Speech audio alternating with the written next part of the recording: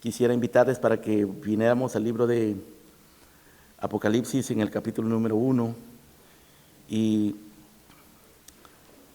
quiero invitarles que meditemos juntos sobre lo que nos dice este libro maravilloso acerca de la iglesia y particularmente de la presencia del Señor en medio de su iglesia, o podríamos decir de sus iglesias, porque a lo que nos vamos a referir ahora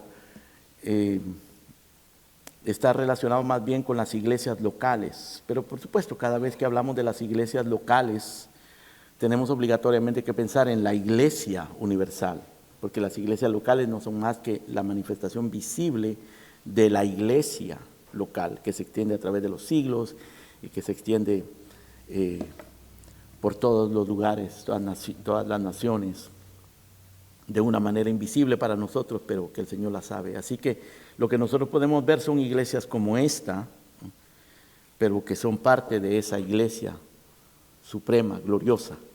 Así que, bueno, vamos a ir al capítulo 1 de Apocalipsis y vemos allí, hermanos, que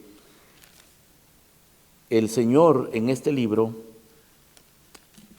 envía mensajes, específicamente 7 mensajes a 7 iglesias particulares, específicas, a 7 iglesias locales. Y vamos a considerar, hermanos, lo que eso implica para nosotros. Hay, por supuesto, muchísimas cosas, muchas cosas muy maravillosas, pero vamos a considerar 4 aspectos de esta visión.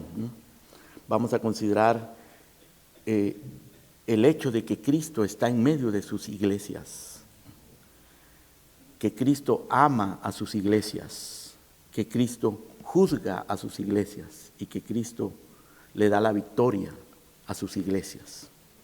O sea que una verdadera iglesia del Señor es una iglesia, hermanos, que al final va a ser victoriosa porque el Señor está en medio de ella, porque el Señor la ama y porque el Señor la juzga también para purificarla.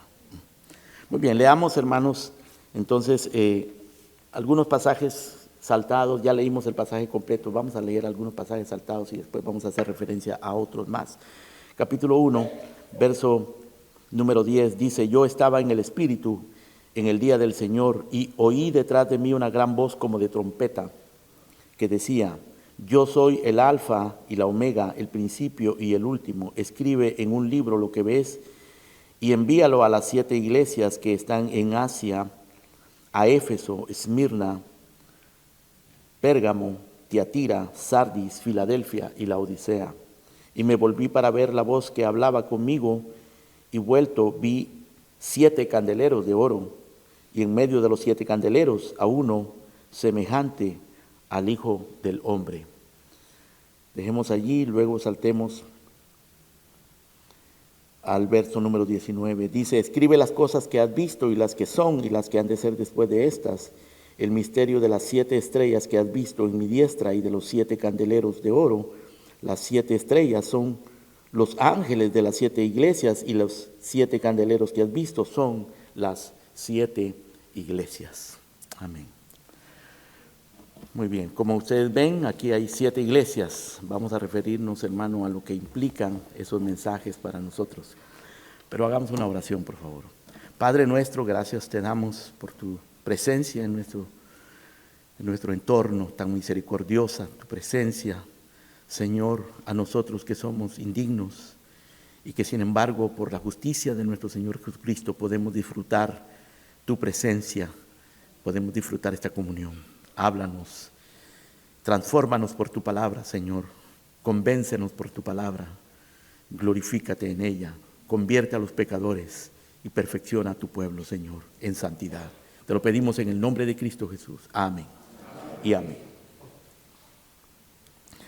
Uno de los principales ríos en Europa, el río Ródano, es un río muy, muy largo que se extiende a lo largo de 500 millas aproximadamente en el centro de Europa. Tiene, por supuesto, siendo tan largo, tiene características muy peculiares. Una de ellas es que este río súbitamente a lo largo de su trayecto se desaparece, ya no es visible al ojo humano. y posteriormente en otra región surge de nuevo, pero es el mismo río. Y claro, atraviesa valles, montañas, las curvas y todo lo que se le presenta en medio. Y eso es una manera, hermanos, de pensar acerca del trayecto de la iglesia, cómo la iglesia, al igual que este río que pasa valles tranquilos o rocas y rápidos, o que se desaparece, sin embargo, la iglesia también, de edad en edad, ha fluido a través del mundo, en medio de muchas circunstancias. El libro de Apocalipsis nos ofrece, entre otras muchas cosas, hermanos, una visión de la iglesia de Cristo. Nosotros, y yo asumo, quizás no todos pues me van a comprender lo que voy a decir ahora, pero creo que la mayoría de ustedes van a comprender que nuestra visión acerca del Apocalipsis no es dispensacionalista. Si alguien no comprende lo que es eso, no me voy a poner a explicarlo ahora, pero ya tendrá tiempo, por lo menos le va a despertar la curiosidad. O sea, no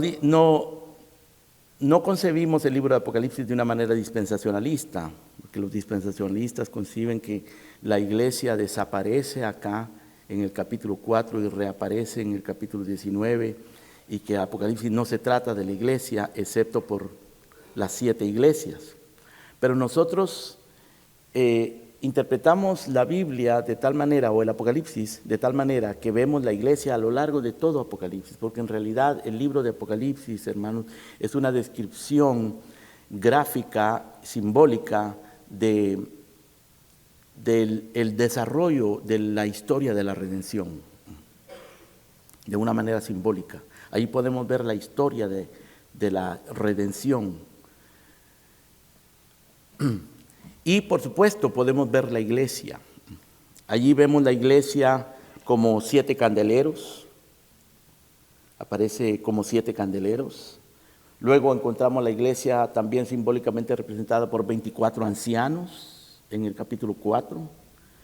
En el capítulo número 7 aparecen 144,000 de las tribus de Israel. Esa es la iglesia también. Es otro simbolismo de la iglesia, 144,000 de las tribus de Israel. Luego en ese mismo capítulo 7 se habla de una multitud incontable que nadie podía contar, de todas las naciones, tribus, pueblos y lenguas. Esa también es la iglesia, solo que es otro aspecto de la iglesia, otro aspecto apocalíptico de la iglesia. En el capítulo 11 se habla de 2 testigos, también representan la iglesia, esos 2 testigos. En el capítulo 11, en el capítulo 12 aparece una mujer vestida de sol, con la luna bajo sus pies y una corona de 12 estrellas, también es un símbolo de la iglesia. O sea, la iglesia aparece desde diferentes perspectivas, de diferentes simbolismos. En el capítulo 13 aparece también la iglesia, solamente que ahora la representan como los santos que están siendo martirizados por la bestia, perseguidos por la bestia. Y en el capítulo 17 también aparece la iglesia, pero como los santos que son martirizados por Babilonia, la madre de las rameras y de las abominaciones de la tierra.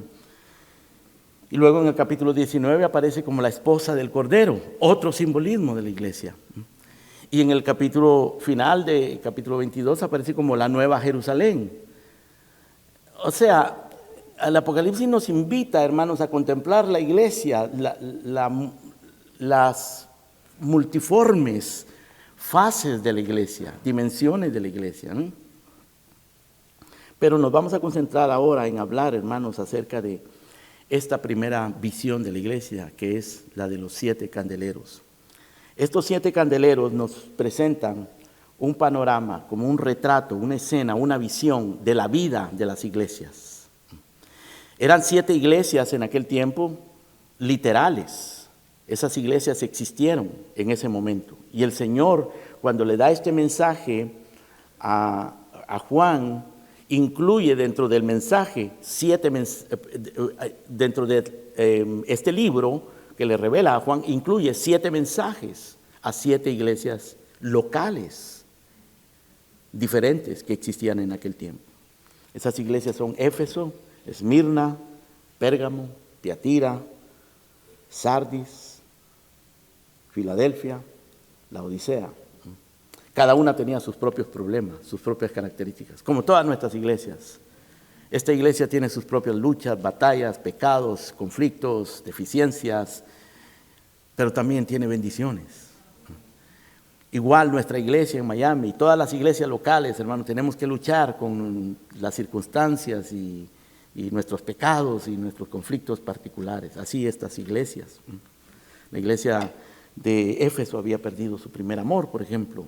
Esmirna era una iglesia pobre y perseguida. Pérgamo era una iglesia que estaba en el donde habita el trono de Satanás, era un lugar muy pagano, ¿no?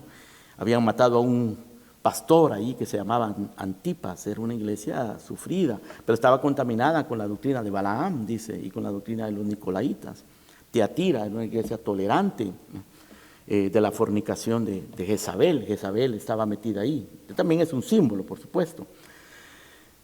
Sardis dice que tenía nombre de que vivía, pero estaba muerta.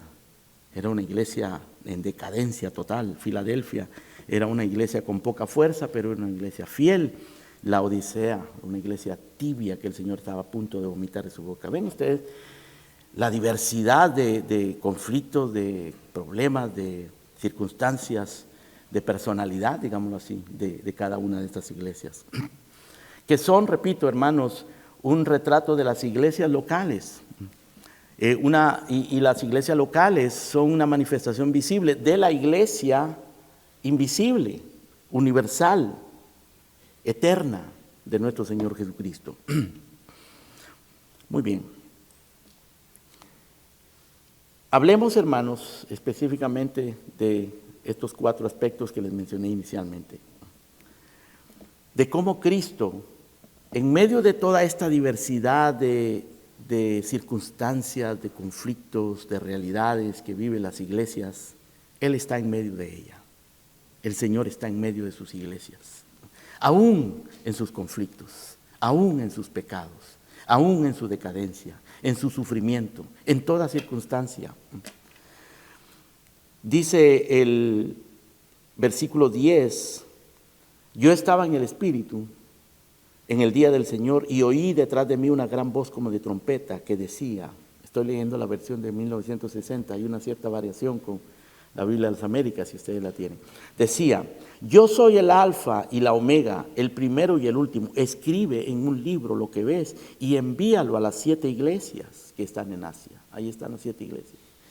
Y luego él explica en el verso número 19, en el verso número 20, el misterio de las 7 estrellas que has visto en mi diestra y de los 7 candeleros de oro. Las 7 estrellas son los ángeles de las 7 iglesias y los 7 candeleros que has visto son las 7 iglesias. Ahora, el Señor Jesucristo está caminando en medio de los 7 candeleros. Eso representa, hermanos, la presencia de Cristo en medio de sus iglesias. Él está cada vez que nos reunimos en la iglesia local. Toda iglesia local verdadera, aun cuando está en decadencia o esté en sufrimiento, el Señor Jesucristo está allí. El Salmo 133 nos invita a contemplar la iglesia con una visión celestial cuando dice, mirad cuán bueno y cuán delicioso es habitar los hermanos juntos en armonía. Mirad. Es una invitación para que nosotros veamos con los mismos ojos con los que Dios ve su iglesia. Él dice, es como el rocío del monte Hermón que desciende sobre el monte de Sión. O sea, Él nos dice, vean ustedes la iglesia y vean el rocío que yo derramo sobre la iglesia. Es como el aceite sobre la cabeza de Aarón que baja hasta el borde de sus vestiduras. Vean la iglesia de esa manera. Tenemos que aprender a ver la iglesia, hermanos, de la manera que el Señor la ve. El hecho de que Él hable del rocío del monte Hermón que desciende sobre el monte de Sión es muy significativo porque lo que está diciendo es que el Señor derrama ese rocío celestial para que la iglesia fructifique, porque ese rocío es lo que hacía que aquellos montes, hermanos, fueran fértiles. Es la presencia del Señor lo que le da vida a la iglesia. Es la presencia del Señor lo que hace que se produzcan frutos espirituales, que las iglesias maduren, que las iglesias sean sólidas, sanas, que las iglesias tengan vida. Y dice, vean, mirad, es como el aceite sobre la cabeza, sobre la barba, sobre la vestidura de Aarón. Y el aceite representa, hermanos, la presencia del Espíritu Santo entre nosotros, el poder del Espíritu Santo entre nosotros. Y el hecho de que esté hablando de un sacerdote sobre el cual se derrama el aceite, nos está invitando a mirar la iglesia como un lugar de adoración, un lugar santo, donde se ofrecen sacrificios espirituales agradables a Dios por Jesucristo. Así que el Salmo 133 nos invita, miren la iglesia como el rocío, vean el rocío que se derrama, vean el aceite que se derrama. Allí envía el Señor bendición y vida eterna. Hermanos queridos, tenemos que tener una visión beatífica, una visión santa, una visión espiritual de la iglesia. La iglesia no es una institución humana. La iglesia no es una institución social. La iglesia es la casa del Dios vivo, la iglesia del Dios vivo, columna y baluarte de la verdad. Allí envía el Señor bendición y vida eterna. Allí está Él en medio de su iglesia. Es una bendición, hermanos, maravillosa que Él esté en medio de nosotros. Y Él está con nosotros en la iglesia porque Él ha hecho un pacto con su iglesia. Dice el profeta Ezequiel, haré un pacto de paz perpetuo con ellos y los estableceré y los multiplicaré y pondré mi santuario entre ellos para siempre. Él pone su santuario, derrama su presencia sobre nosotros. Es maravilloso, hermanos, que la presencia del Señor está. Juan la vio, Juan vio a Cristo caminando en medio de los 7 candeleros de oro, porque el Señor está allí. El nombre de nuestro Señor Jesucristo, entre otros nombres, es un nombre de referencia, hermanos, porque no se usa después de que lo menciona el ángel, pero dice, y llamarás su nombre Emmanuel, que traducido es Dios con nosotros. El que fue engendrado del Espíritu. El ángel le dijo a Juan, no temas recibir a María tu mujer, porque lo que en ella hay es engendrado del Espíritu. Dará a luz un hijo, llamarás su nombre Jesús. Y dice que todo esto aconteció para que se cumpliese lo dicho por el profeta. He aquí la Virgen concebirá, dará a luz un hijo, llamará su nombre Emmanuel, que traducido es Dios con nosotros. Cristo con nosotros en su iglesia, Emmanuel. Aquí habita Emmanuel, Dios con nosotros. Hermanos, Emmanuel es un nombre muy significativo, es un nombre que describe la idea de que Dios habita con su pueblo y quiere habitar con su pueblo. Emmanuel, Dios con nosotros. Él habitó con su pueblo en el tabernáculo. Allí estaba el Señor, en el desierto. En Levítico 16 dice lo siguiente acerca del tabernáculo en medio del pueblo de Israel. Así purificará el sacerdote el santuario a causa de las impurezas de los hijos de Israel, a causa de sus rebeliones, de sus pecados, y también purificarán el tabernáculo de reunión, el cual reside en medio de ellos. Él reside con ellos en medio de sus impurezas. Es asombroso, hermanos, que el Señor diga que habita con el pueblo en medio de sus impurezas. Levítico 16.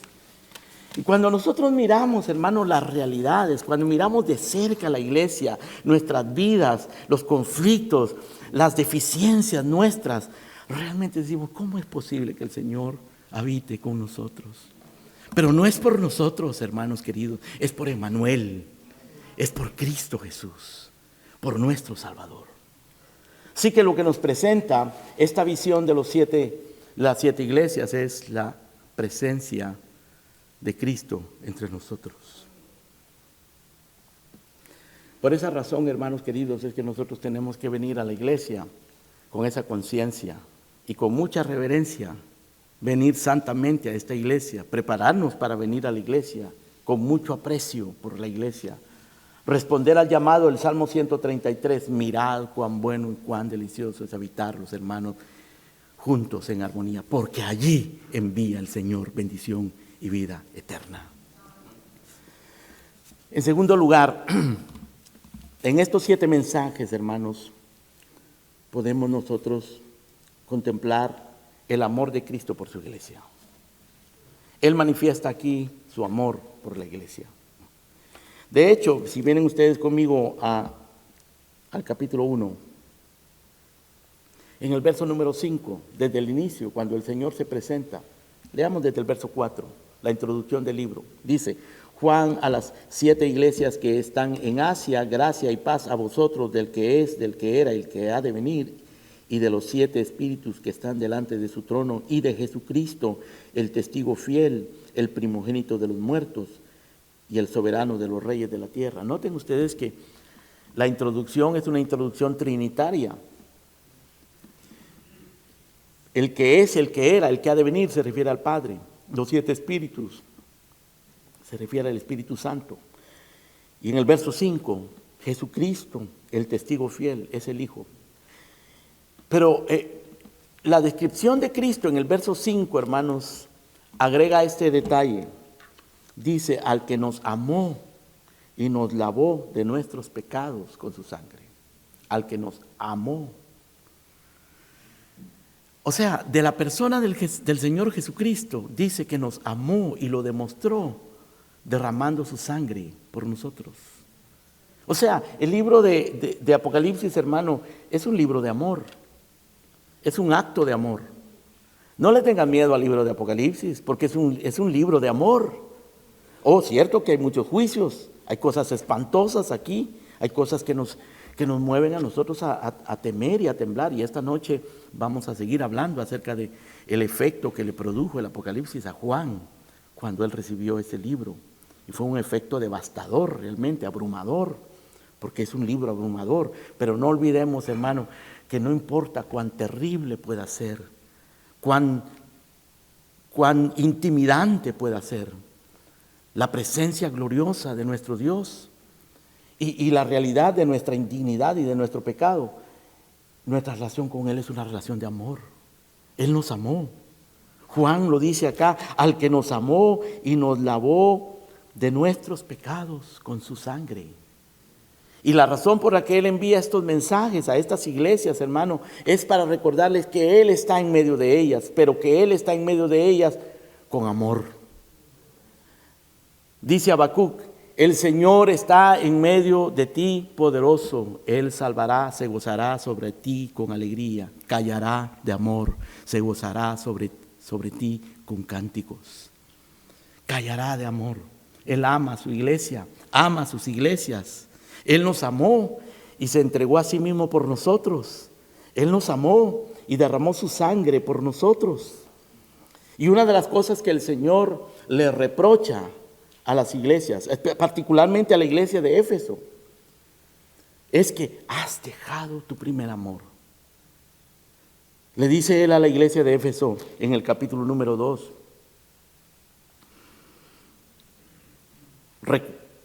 Pero tengo contra ti, verso 4, pero tengo contra ti que has dejado tu primer amor. Ahora, si Él nos amó, si la iglesia existe por causa de su amor, nuestra respuesta debe ser una respuesta de amor. La relación con Cristo tiene que ser una respuesta de amor. Tenemos que amarlo a Él y por lo tanto amar a su iglesia. Y una cosa que Él reprocha, que Él señala, una cosa reprochable, un pecado del cual tenemos que arrepentirnos, es cuando abandonamos nuestro primer amor. Y nuestro primer amor, hermanos, se refiere a Cristo Jesús, porque de Él procede el amor. Él es el que nos enseña a amar. Él es el que nos manda a amar. Él es el que nos amó. Y apartar la mirada de Cristo es apartarnos del primer amor. El primer amor, por supuesto, también se refiere al amor que nosotros le tenemos a Cristo. Él debe ser nuestro primer amor. No debemos amar nada más que a nuestro Señor Jesucristo. Amarás al Señor tu Dios con todo tu corazón, con toda tu alma, con todas tus fuerzas, con toda tu mente, agrega el evangelista. Y dice que ese es el primero y el más grande mandamiento. No hay mandamiento más grande que amar a Cristo. De manera que si nosotros amamos cualquier cosa, cualquier persona, cualquier placer, cualquier interés en la tierra, más que a Cristo, estamos abandonando nuestro primer amor.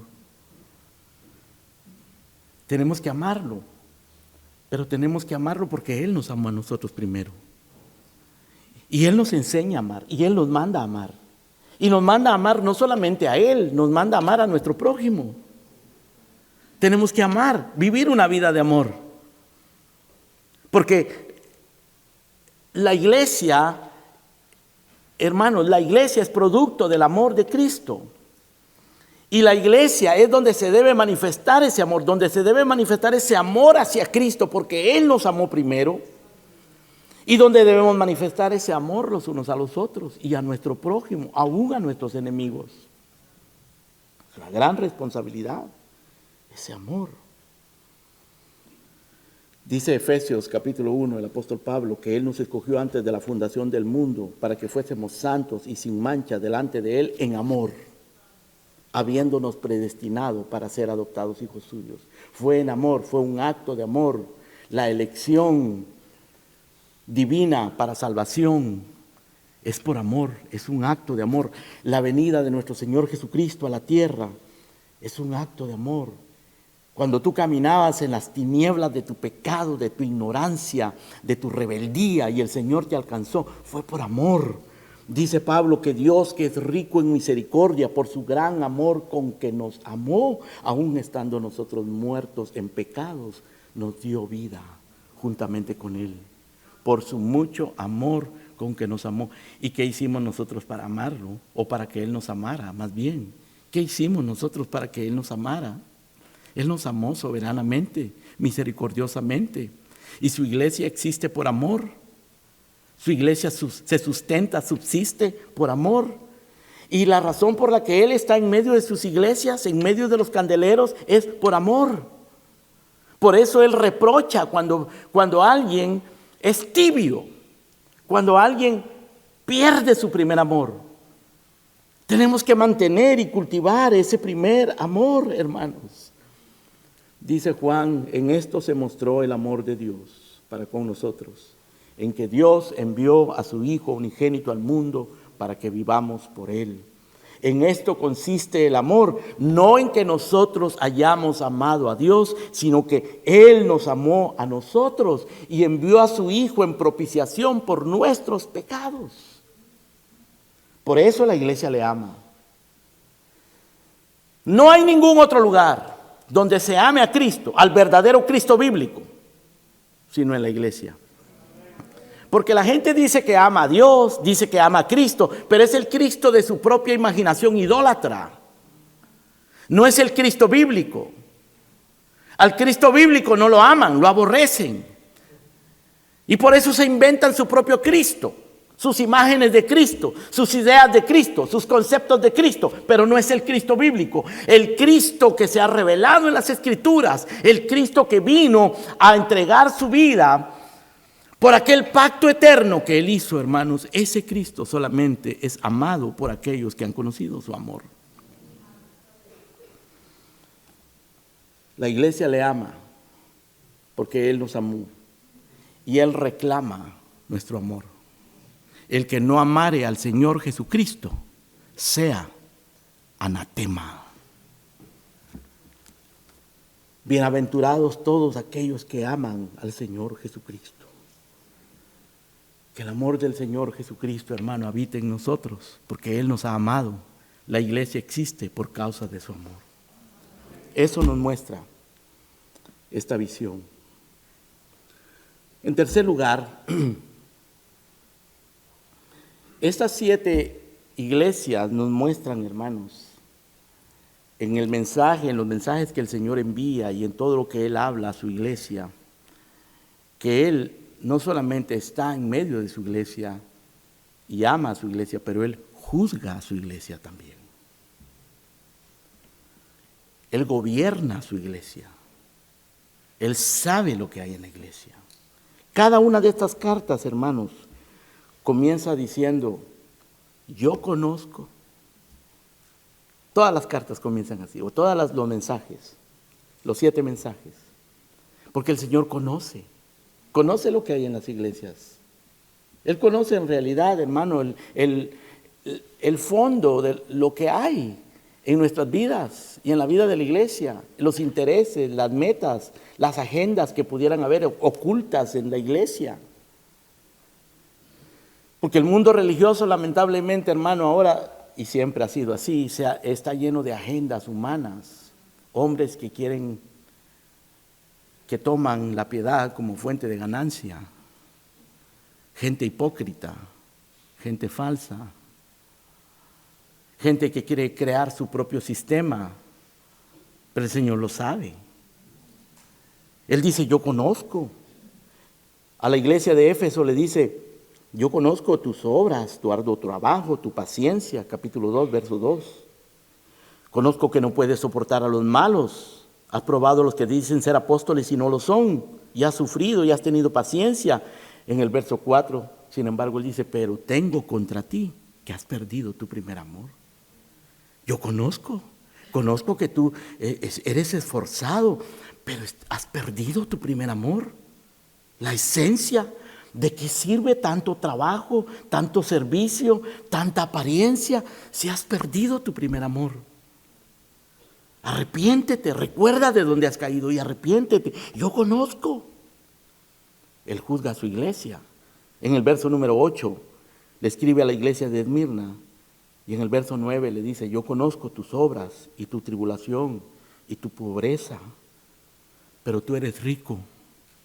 Y conozco la blasfemia de los que se dicen ser judíos y no lo son, sino sinagoga de Satanás. Él juzga a su iglesia, Él la gobierna y Él la protege. En este caso, hermano, la consuela, porque esta iglesia no recibe ningún reproche del Señor, la iglesia de Esmirna.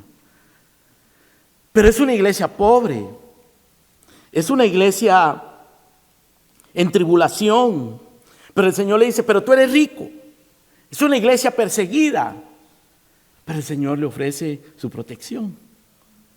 Él cuida de su iglesia, Él consuela a su iglesia, pero Él juzga a su iglesia también. En el verso número 12 le habla a la iglesia de Pérgamo y se presenta como el que tiene la espada aguda de 2 filos.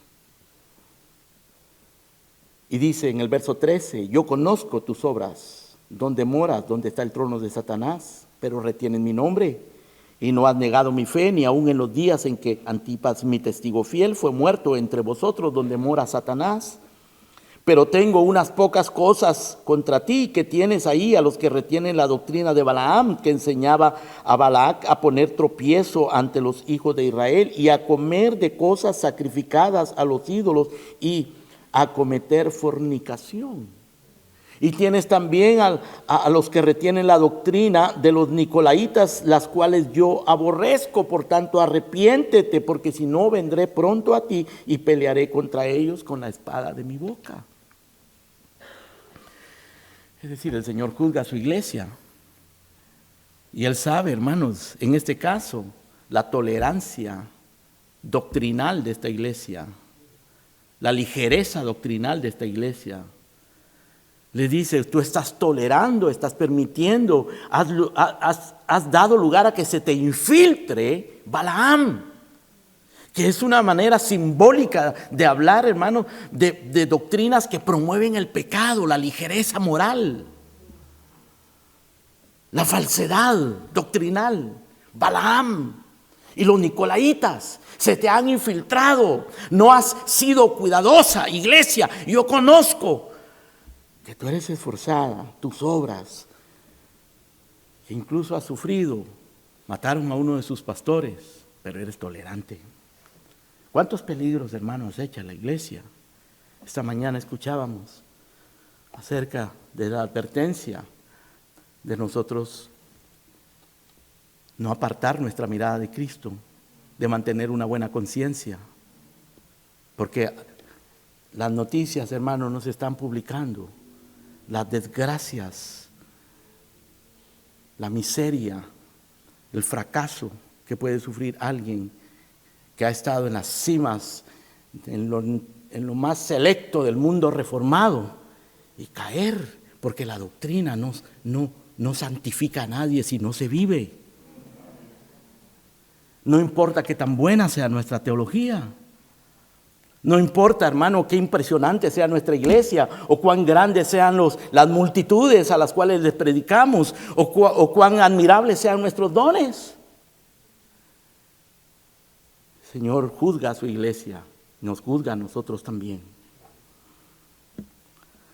A la iglesia de Tiatira, en el verso 18, también el Señor le dice en el verso 19, yo conozco tus obras y tu amor y tu fe y tu servicio, y que tus obras postreras son más que las primeras, pero tengo unas pocas cosas contra ti, que toleras a Jezabel. Estos también toleraban a Jezabel. Jezabel se les había infiltrado.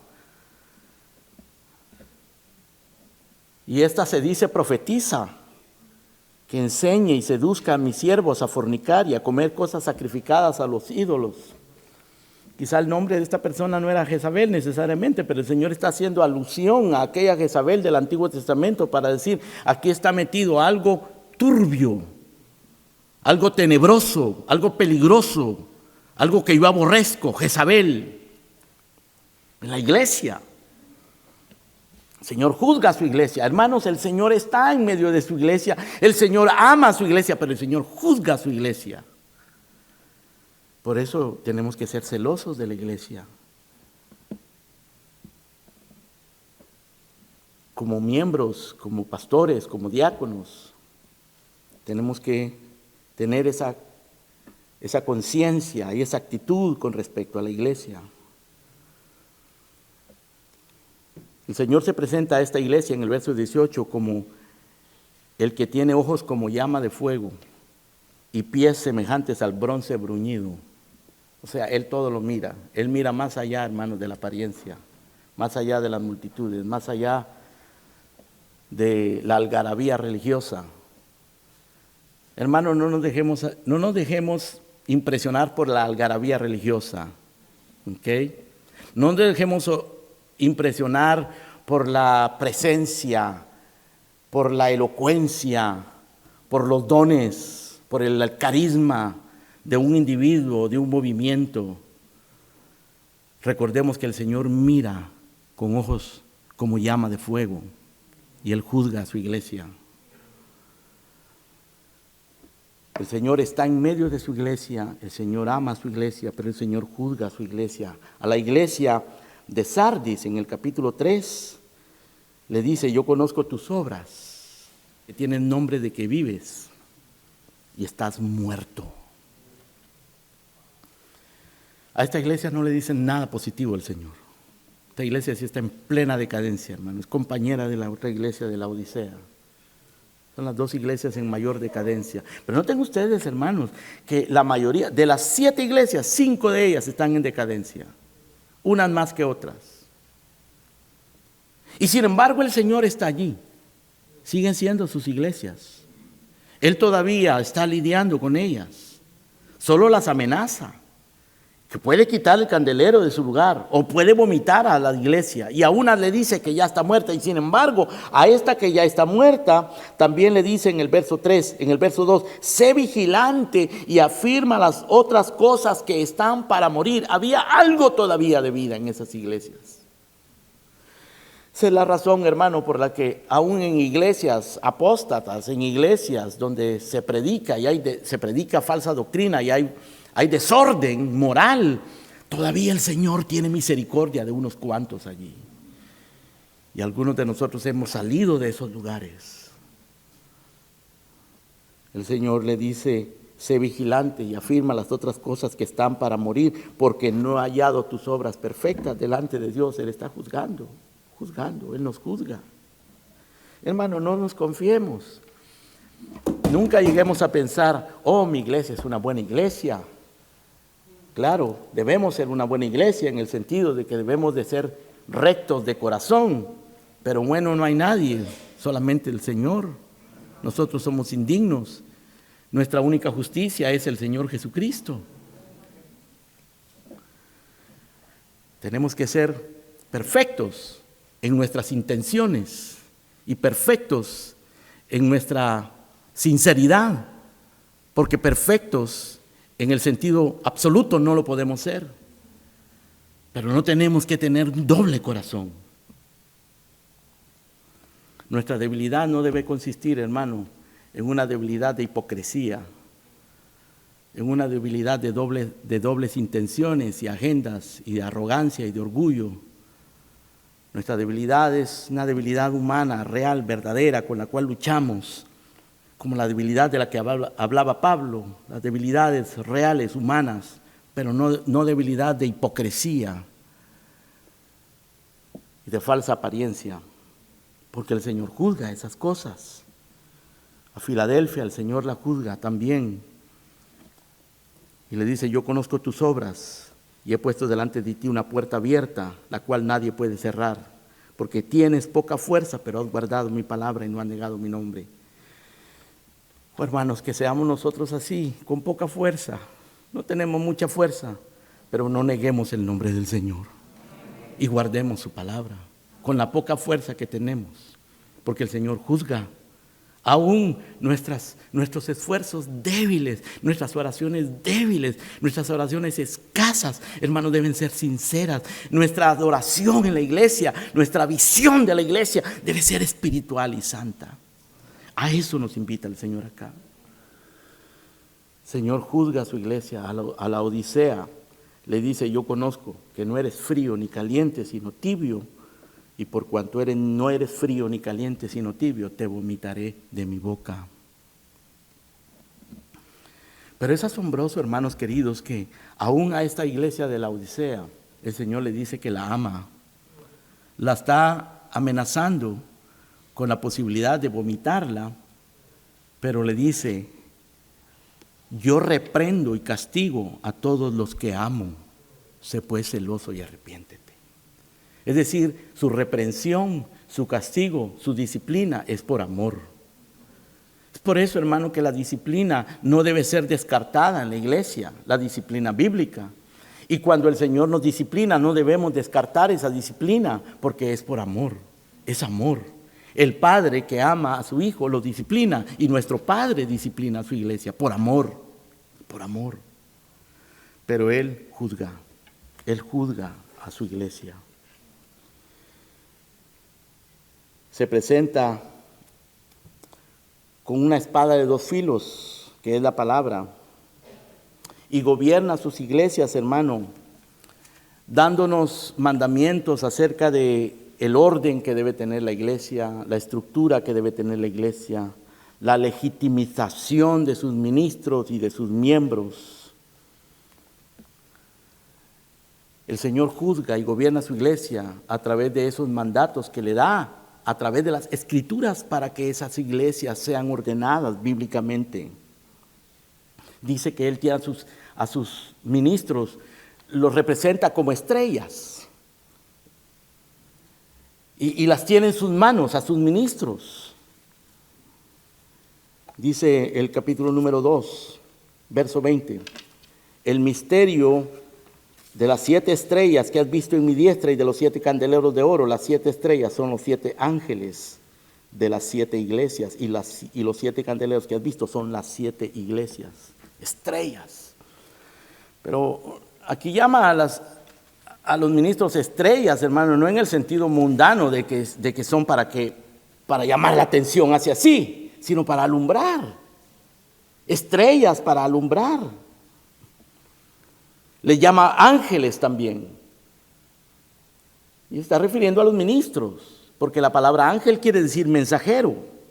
Dice Malaquías capítulo 2, verso 7: los labios del sacerdote han de guardar la sabiduría, y de su boca el pueblo buscará la ley, porque mensajero es del Señor de los ejércitos.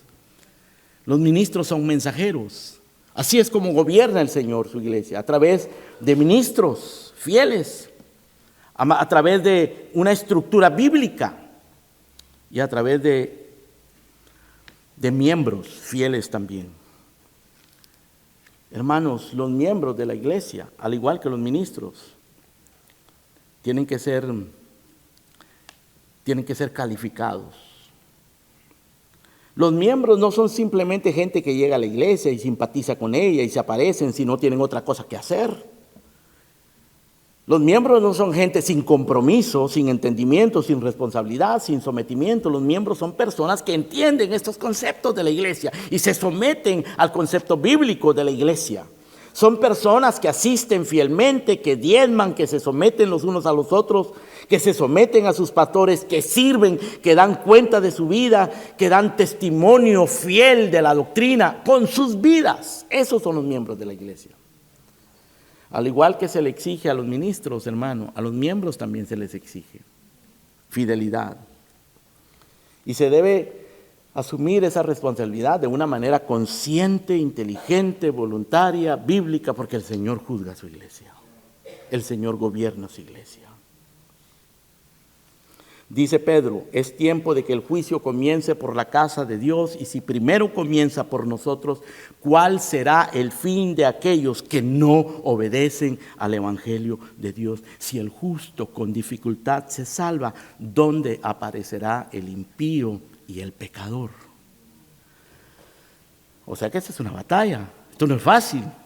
El justo con dificultad se salva, porque estamos sirviendo a un Dios santo. Porque estamos sirviendo a un Dios al cual tenemos que honrar.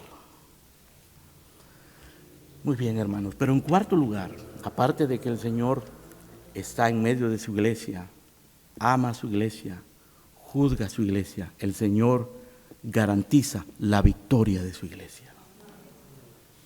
Y Él ofrece recompensa a los victoriosos en su iglesia. Las iglesias, hermanos, todas las iglesias son débiles, imperfectas, vulnerables.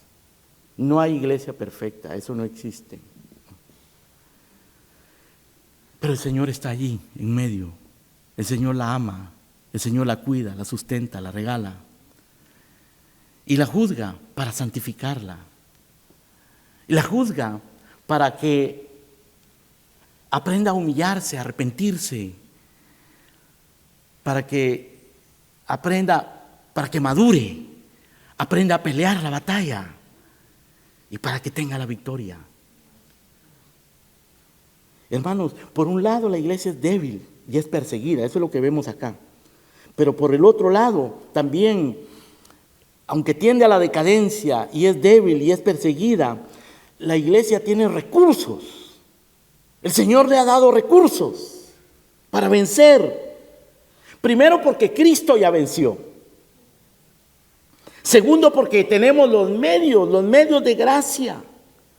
Su palabra, su espíritu, la oración, la comunión unos con otros, la predicación, el arrepentimiento. Tenemos todos los recursos para poder pelear esta batalla. Y luego Él nos enseña, nos advierte y nos fortalece a través de su palabra para luchar, para trabajar y aún para sufrir. La iglesia tiene que aprender, hermanos, todas esas cosas. El Señor da promesas, dice: al que venciere le daré a comer del árbol de la vida.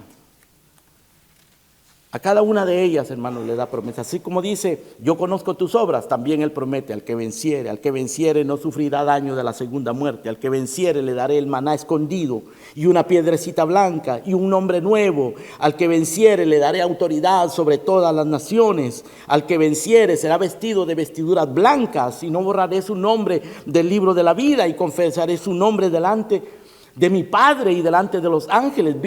Promesas para los vencedores. Pero hay una batalla que luchar, hermanos queridos. Y vale la pena luchar por la iglesia. Vale la pena luchar porque es la iglesia del Señor Jesucristo. Porque Él está ahí en medio de su iglesia, porque Él ama a su iglesia. Y Él está gobernando a su iglesia. Por eso nosotros no podemos, hermanos, no podemos caprichosamente escoger cualquier iglesia solo porque nos gusta, porque se ajusta a nuestros gustos personales, porque nos satisface. La iglesia tiene que ser algo serio en nuestras vidas.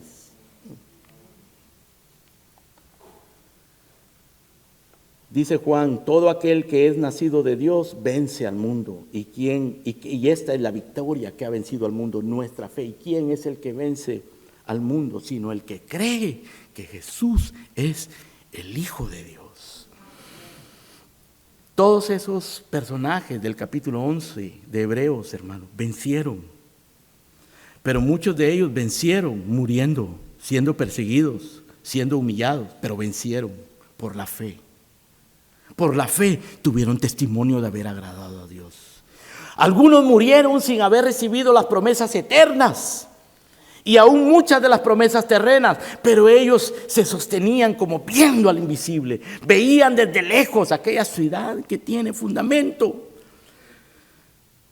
La saludaban, la creían, confesaban que eran peregrinos y advenedizos sobre la tierra por la fe. Juan dice, ¿quién es el que vence al mundo? Sino el que cree que Jesús es el Hijo de Dios. Es decir, tenemos que aferrarnos a Él, hermanos queridos. Cuando Juan escuchó aquella voz que preguntaba que quién era digno de abrir el libro y no había nadie digno de abrir el libro, él lloraba y lloraba mucho. Y uno de los ancianos le dice, no llores, el león de la tribu de Judá, la raíz de David, Él ha vencido para abrir el libro y Él nos dará la victoria a nosotros. Esa victoria está garantizada, pero hay que pelearla, hermanos queridos. Hay que tener, y no se puede pelear si no tenemos una visión clara de la iglesia. Y no tenemos una conciencia clara de su presencia y de su amor hacia nosotros. Y si no nos sometemos a su disciplina y a su juicio, si lo hacemos, venceremos, porque Él ha vencido. Así que, hermanos queridos, aquí tenemos esta imagen de la iglesia, este panorama de las iglesias, que nos hacen reflexionar y nos recuerdan, hermano, cuán realista es la Biblia con respecto a la vida de su pueblo. Nosotros no podemos ni debemos idealizar las iglesias, ni a los ministros, ni a nuestros hermanos. Todos somos carne, todos somos humanos, vivimos en un mundo caído y van a suceder cosas horribles, hermano, terribles. Vamos a ver gente perdiendo su primer amor, vamos a ver gente tibia, vamos a ver traidores en la iglesia, vamos a ver falsos maestros, falsas doctrinas. Pero tenemos que seguir perseverando. Tenemos que tener una visión clara de la iglesia. Aprendamos, hermanos, a tener la actitud correcta.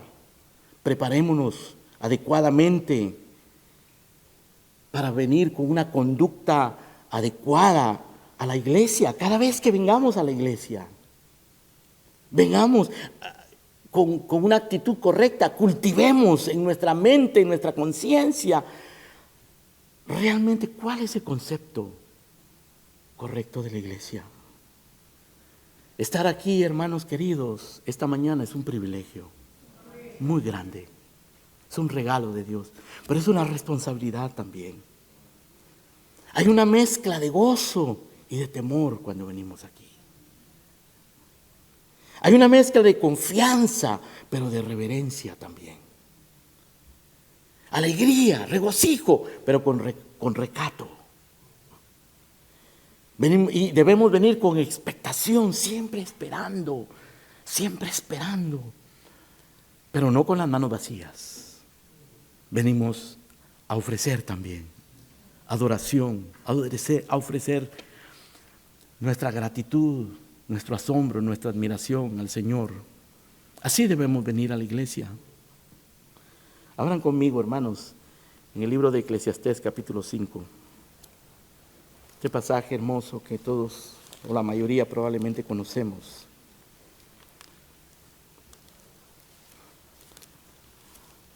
En donde nos aconseja cómo debemos nosotros venir a la iglesia.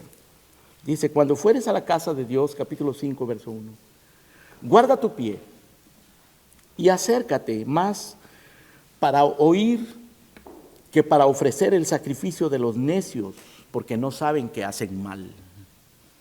No te des prisa con tu boca, ni tu corazón se apresure a proferir palabras delante de Dios, porque Dios está en el cielo y tú sobre la tierra, por tanto sean pocas tus palabras. Porque de la mucha ocupación viene el sueño, y de la multitud de las palabras la voz del necio. Cuando a Dios haces promesa, no tardes en cumplirla, porque Él no se complace en los insensatos. Cumple lo que prometes. Mejor es que no prometas y no que prometas y no cumplas. No dejes que tu boca te haga pecar, ni digas delante del ángel que fue ignorancia. ¿Por qué harás que Dios se enoje a causa de tu voz y que destruya la obra de tus manos? Donde abundan los sueños, también abundan las vanidades y las muchas palabras, mas tú teme a Dios. Cuando fueres a la casa de Dios, guarda tu pie. El Señor le dijo a Moisés, quita el calzado de tus pies porque esta es tierra santa. Jacob dijo, cuán terrible es este lugar, no es otra cosa que casa de Dios y puerta del cielo. Hermanos, que vengamos nosotros con esa actitud. Cuidemos nuestro corazón, cuidemos nuestra relación con nuestros hermanos. Oremos por nuestros pastores. Velemos y procuremos la unidad de la iglesia. Hay de aquellos que dividen la iglesia. Hay de aquellos que escandalizan la iglesia, que menosprecian la iglesia. Al que destruyera el templo del Señor, dice que Él lo destruirá a él. Promovamos la verdad. Promovamos la gloria de Dios, promovamos la unidad de la iglesia. Hermanos, esas tres cosas son vitales: la verdad, la gloria de Dios y la unidad de la iglesia. Sin unidad, la verdad no puede avanzar, ni Dios puede ser glorificado. Si no buscamos la gloria de Dios, lo demás no sirve para nada, ni siquiera la teología, por muy reformada que sea. Si no tenemos la verdad, tampoco podemos. Necesitamos la gloria de Dios, la verdad y la unidad de la iglesia. Tenemos que tener esta visión de la iglesia. Y hermanos, así nosotros aseguraremos nuestra victoria en Cristo. Recordando que nuestros más grandes enemigos vienen de adentro de nosotros mismos. Nuestra justicia propia, la confianza en la carne, la arrogancia religiosa, la tibieza espiritual, la corrupción moral, la cobardía, la tolerancia del mundo y del pecado y de la falsa doctrina. Tenemos que cuidarnos contra eso. Tenemos que pelear contra eso. Pero Pablo dice, más a Dios gracias, el cual nos lleva siempre en triunfo en Cristo Jesús y por medio de nosotros manifiesta en todo lugar el olor de su conocimiento. Afirmemos nuestra fe en Cristo. Él es el fundamento infalible de nuestra salvación. Él es la garantía de victoria contra los pecados, contra las amenazas de nuestro propio corazón. Él es, hermano. Usemos los medios de gracia y equipémonos para pelear esta batalla. El libro de Apocalipsis es un libro de batalla, de guerra. Como lo dije al principio, hermano, ahí aparece la iglesia como los 24 ancianos entronados, pero también aparece la iglesia como los santos siendo perseguidos, decapitados. Vemos a Babilonia, la ramera, la madre de las rameras, embriagada de la sangre de los santos. O sea, hay que pelear esta batalla. Tenemos que correr la carrera, pelear la batalla, correr la carrera y guardar el depósito, como dijo Pablo. Pablo llegó al final de sus días, hermano, y ojalá que así nosotros podamos llegar al final y decir, he peleado la buena batalla, he acabado la carrera, he guardado la fe. Velad, estad firmes en la fe, portaos varonilmente y esforzaos. Que ese sea, hermanos, nuestro lema. Oremos al Señor. Padre nuestro que estás en los cielos, gracias te damos, Señor, por tu palabra que nos enseña. Gracias por el libro de Apocalipsis que nos da esta visión de la iglesia, de tu iglesia, de tus iglesias. Nos llama a tener esta visión, Señor, espiritual, santa, y a pelear esta batalla. Y a recordar, Señor, que tú estás allí y que nos amas, pero que también juzgas a tu iglesia, pero que también, Señor, nos prometes la victoria y nos das los recursos para pelear esta batalla y ganar esta victoria, Señor, en el nombre precioso de Cristo Jesús. Amén.